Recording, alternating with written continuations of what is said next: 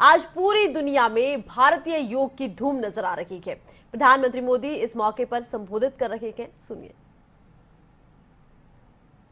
उत्साह को और भी बढ़ाया है। मैं आज योग दिवस पर ये कामना करता हूं कि हर देश, हर समाज और हर व्यक्ति स्वस्थ हो। सब एक साथ मिलकर एक दूसरे की ताकत बने। साथियों, हमारे ऋषियों मुनियों ने योग के लिए समत्वम योग उच्यते ये परिभाषा दी थी। उन्होंने सुख दुख में समान रहने, संयम को एक तरह से योग का पैरामीटर बनाया था। आज इस वैश्विक त्रासदी में योग ने इसे साबित करके दिखाया है। कोरोना के इन 1.5 वर्षों में भारत समेत कितने ही देशों ने बड़े संकट का सामना किया है। साथियों, दुनिया के अधिकांश देशों के लिए योग दिवस को उनका सदियों पुराना सांस्कृतिक पर्व नहीं है। इस मुश्किल समय में, इतनी परेशानी में लोग इसे आसानी से भूल सकते थे, इसकी उपेक्षा कर सकते थे, लेकिन इसके विपरीत लोगों में योग का उत्साह और बढ़ा है, योग से प्रेम बढ़ा है। पिछले 1.5 सालों में दुनिया के कोने कोने में लाखों नए योग साधक बने हैं। योग का जो पहला पर्याय संयम और अनुशासन को कहा गया है, सब उसे अपने जीवन में उतारने का प्रयास भी कर रहे हैं। साथियों, जब कोरोना के अदृश्य वायरस से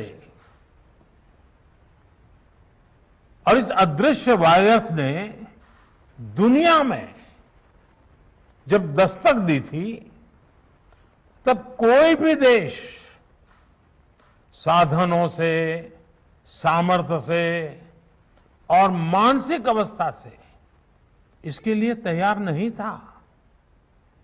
हम सभी ने देखा है कि ऐसे कठिन समय में योग आत्मबल का एक बड़ा माध्यम बना। योग ने लोगों में ये भरोसा बढ़ाया कि हम इस बीमारी से लड़ सकते हैं। मैं जब फ्रंटलाइन वॉरियर्स से, डॉक्टर से बात करता हूं, तो मुझे बताते हैं कि कोरोना के खिलाफ लड़ाई में उन्होंने योग को भी अपना सुरक्षा कवच बनाया। डॉक्टरों ने योग से खुद को भी मजबूत किया और अपने मरीजों को जल्दी स्वस्थ करने में इसका उपयोग भी किया। और आज अस्पतालों से ऐसी कितनी तस्वीरें आती हैं जहां डॉक्टर्स, नर्सेस मरीजों को योग सिखा रहे हैं, तो कहीं मरीज अपना अनुभव साझा कर रहे हैं। प्राणायाम, अनुलोम विलोम जैसी ब्रीथिंग एक्सरसाइज है, हमारे रेस्पिरेटरी सिस्टम को कितनी ताकत मिलती है, ये भी दुनिया के विशेषज्ञ खुद बता रहे हैं। साथियों, महान तमिल संत श्री तिरुवल्लुवर जी ने कहा, नोई नाडी नोई मुद्दल नाडी हदु तनिक्कुम वायनाड़ी वायपच्चयल, अर्थात अगर कोई बीमारी है तो उसे डायग्नाइज करो, उसकी जड़ तक जाओ, बीमारी की वजह क्या है ये पता करो, फिर उसका इलाज सुनिश्चित करो। योग यही रास्ता दिखाता है। आज मेडिकल साइंस भी उपचार के साथ साथ हीलिंग पर भी उतना ही बल देता है और योग हीलिंग प्रोसेस में उपकारक है। मुझे संतोष है कि आज योग के इस पहलू पर दुनिया भर में के विशेषज्ञ अनेक प्रकार के साइंटिफिक रिसर्च भी कर रहे हैं, उस पर काम कर रहे हैं। साथियों, कोरोना काल में योग से हमारे शरीर को होने वाले फायदों पर, हमारी इम्यूनिटी पर पड़ने वाले सकारात्मक प्रभावों पर कई स्टडीज हो रही है। आजकल हम देखते हैं कई स्कूलों में ऑनलाइन क्लासेस की शुरुआत में 10-15 मिनट बच्चों को योग प्राणायाम कराया जा रहा है। ये कोरोना से मुकाबले के लिए भी बच्चों की शारीरिक रूप में तैयारी कर रहा है। साथियों, भारत के ऋषियों ने हमें सिखाया है, व्यायामात लभते स्वास्थ्यम, दीर्घ आयुषम बलम सुखम, आरोग्यम परमम भाग्यम, स्वास्थ्यम सर्वार्थ साधनम। अर्थात योग व्यायाम से हमें अच्छा स्वास्थ्य मिलता है, सामर्थ्य मिलता है और लंबा सुखी जीवन मिलता है।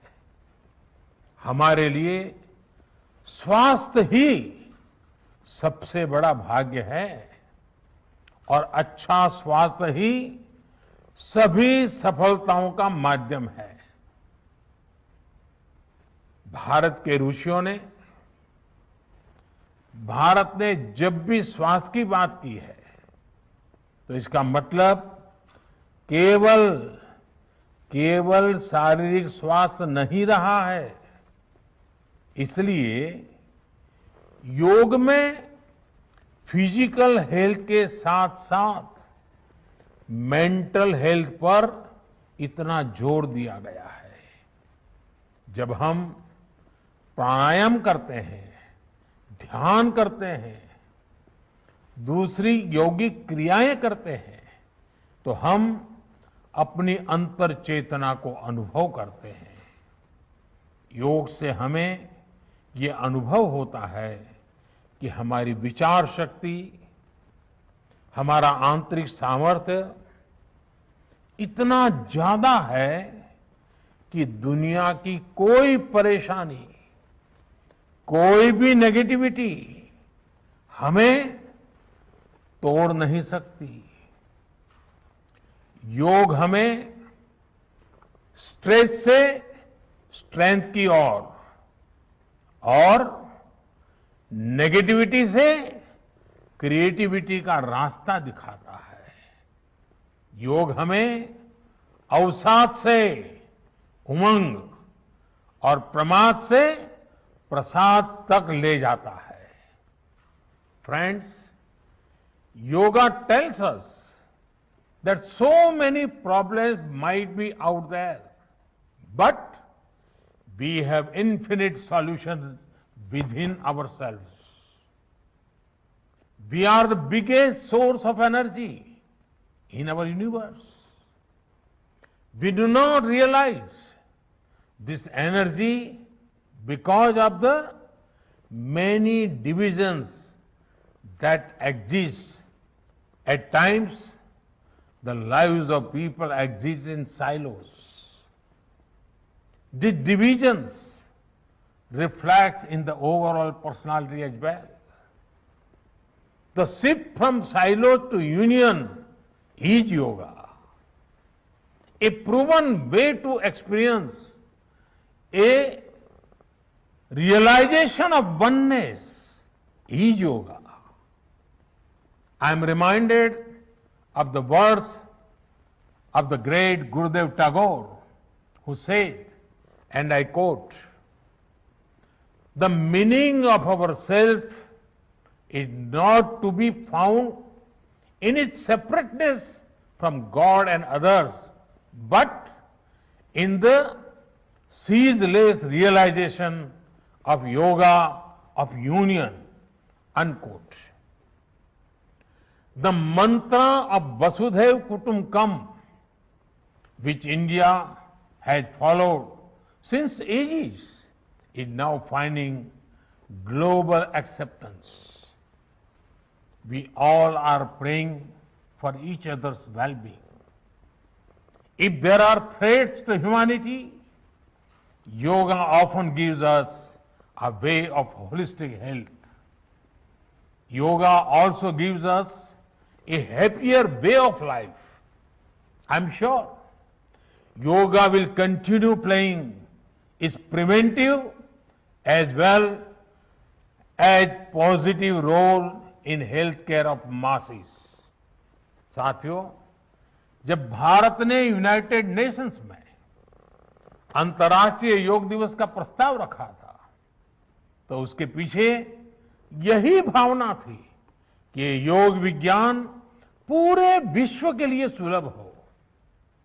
आज इस दिशा में भारत ने यूनाइटेड नेशंस WHO के साथ मिलकर एक और महत्वपूर्ण कदम उठाया है।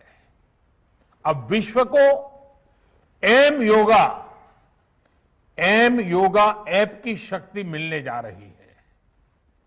इस ऐप में कॉमन योगा प्रोटोकॉल के आधार पर योग प्रशिक्षण के कई वीडियोस दुनिया की अलग अलग भाषाओं में उपलब्ध होंगे। ये आधुनिक टेक्नोलॉजी और प्राचीन विज्ञान के फ्यूजन का भी एक बेहतरीन उदाहरण है।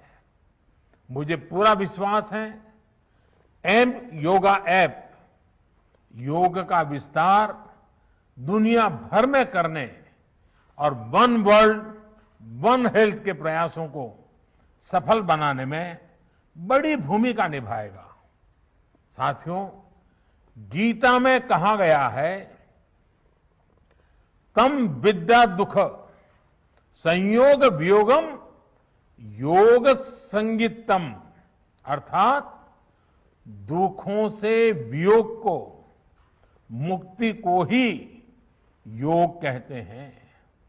सबको साथ लेकर चलने वाली मानवता की ये योग यात्रा हमें ऐसे ही अनवरत आगे बढ़ानी है। चाहे कोई भी स्थान हो, कोई भी परिस्थिति हो, कोई भी आयु हो, हर एक के लिए योग के पास कोई न कोई समाधान जरूर है। आज विश्व में योग के प्रति जिज्ञासा रखने वालों की संख्या बहुत बढ़ रही है।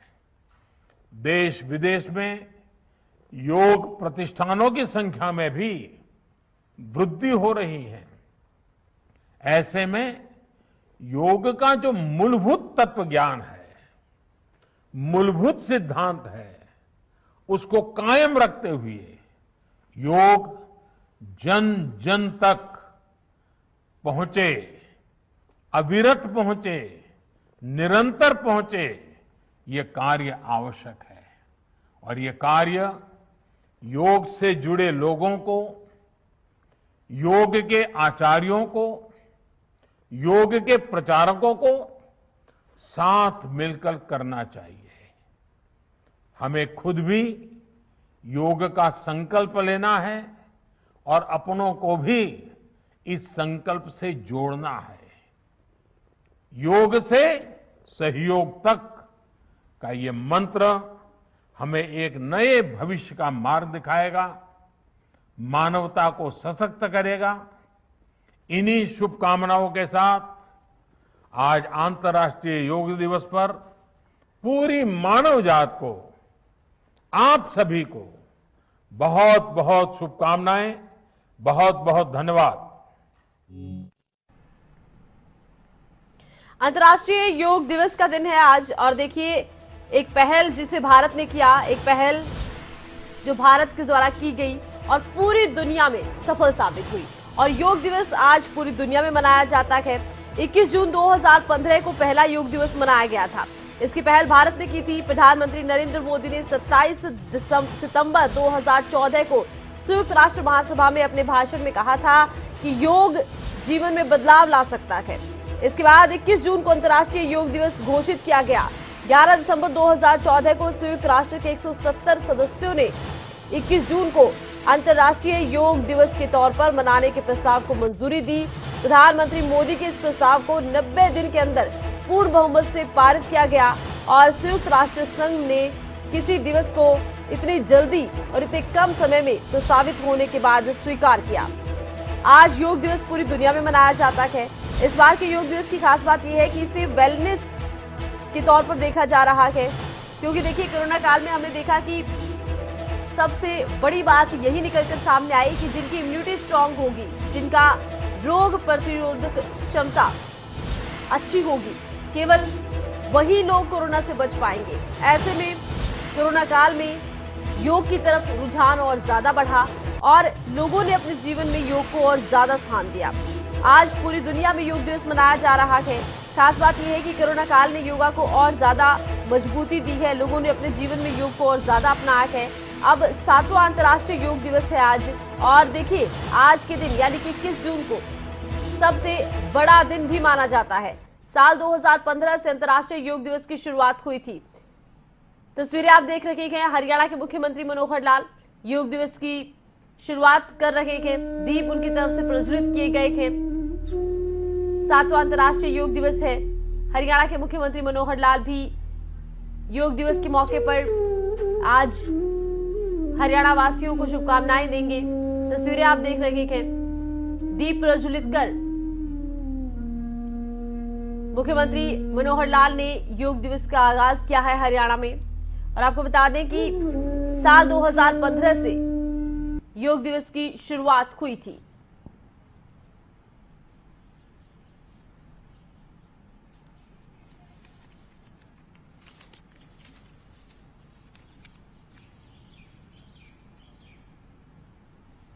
आज विश्व भर में 7वां अंतर्राष्ट्रीय योग दिवस इस रूप से कार्यक्रम हो रहे हैं। मित्रों, अभी प्रधानमंत्री जी का अभिभाषण हमने सुना। योग के बारे में उन्होंने बहुत विस्तार से हमको बताया है कि योग का महत्व क्या है और किस प्रकार से ये जो भारत की सांस्कृतिक विधा योग को उन्होंने अंतर्राष्ट्रीय स्तर के ऊपर प्रख्यात कराया है। ये श्रेय उनको जाता है। लेकिन कोई योग हमारी आज की विधा ऐसा नहीं है, बहुत प्राचीन विधा है।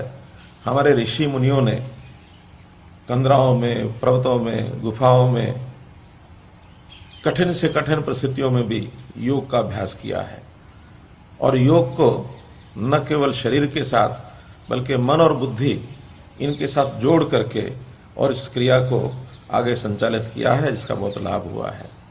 मैं आज योग के विषय पर तो अधिक बोलने का अधिकारी इसलिए नहीं हूं कि प्रधानमंत्री जी ने बहुत कुछ कहा है। मैं तो इतना ही बताऊंगा कि इस योग की विधा को लेकर हमने हरियाणा में क्या क्या प्रयास किए हैं। हरियाणा में हमने योग को आगे बढ़ाने के लिए योग आयोग का गठन किया है। हरियाणा योग आयोग पूरे प्रदेश में योग के विस्तार के नाते से आगे इस विधा को बढ़ाने के लिए भरपूर प्रयत्न कर रहा है। हमारे इस योग आयोग के चेयरमैन आर्य जी बहुत ही कर्मठता से अपनी पूरी टीम को साथ लेकर और योग आयोग को आगे बढ़ा रहे हैं। हरियाणा में गांव-गांव में योग पहुंचे, इसके लिए 6,700 गांव में से अभी हमने 1,000 गांव में योग और व्यायामशालाएं ये स्थापित करने का भी निर्णय लिया, जिसमें से लगभग 550 गांव में ये योगशालाएं स्थापित हो चुकी हैं। शेष पर काम चल रहा है और वहां सब जगह योग का शिक्षण प्रशिक्षण देने के लिए 1,000 योग शिक्षक और 22 योग कोच इनको भर्ती करने के पद भी सृजित हो गए हैं। बहुत जल्दी उनकी नियुक्ति भी हो जाएगी। और इस योग को आगे बढ़ाने की दृष्टि से हमारे जो आयुष मंत्रालय है, इनकी भी बहुत सी योजनाएं चल रही हैं। अनुसंधान इसके ऊपर भी काम कर रहे हैं। हमारा जो योग आयुष विश्वविद्यालय है, पहला विश्वविद्यालय देश में आयुष विश्वविद्यालय भारतवर्ष के अंदर बना है। भारतवर्ष का जो पहला विश्वविद्यालय हरियाणा में बना है, उनका भी इस ओर काफी ध्यान है, इस ओर वो आगे बढ़ा रहे हैं चीजों को। आज सभी 22 जिलों में जो कार्यक्रम हम यहाँ कर रहे हैं, 50-50 स्थानों पर हर जिले के अंदर कार्यक्रम हो रहे हैं। कोरोना के इस प्रोटोकॉल को ध्यान में रखते हुए हर स्थान पर 50 की संख्या और ये निर्धारित की गई है, अर्थात 1100 स्थानों पर 50 प्रतिभागी एक जगह भाग लेंगे। तो इसका मतलब यह है कि 55,000 बंधु इस समय इस योग का प्रदर्शन करके और जनता में जन जागरण करने का ये कार्यक्रम कर रहे हैं।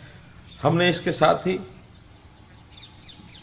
बालकों में, छात्रों में योग के प्रति एक आकर्षण आए, योग उनके जीवन का अंग बने, तो पाठ्यक्रम में भी पहली कक्षा से लेकर 10वीं कक्षा तक योग को इस वर्ष हमने शामिल किया है, ताकि अपने जीवन में योग को वो एक अपना जीवन का अंग बना सकें। योग शरीर के लिए इसलिए आवश्यक है, जैसे शरीर को खाने की आवश्यकता है, पानी पीने की आवश्यकता है, ऑक्सीजन की आवश्यकता है, इसी प्रकार शरीर को स्वस्थ रखने के लिए योग की भी बहुत बड़ी आवश्यकता है।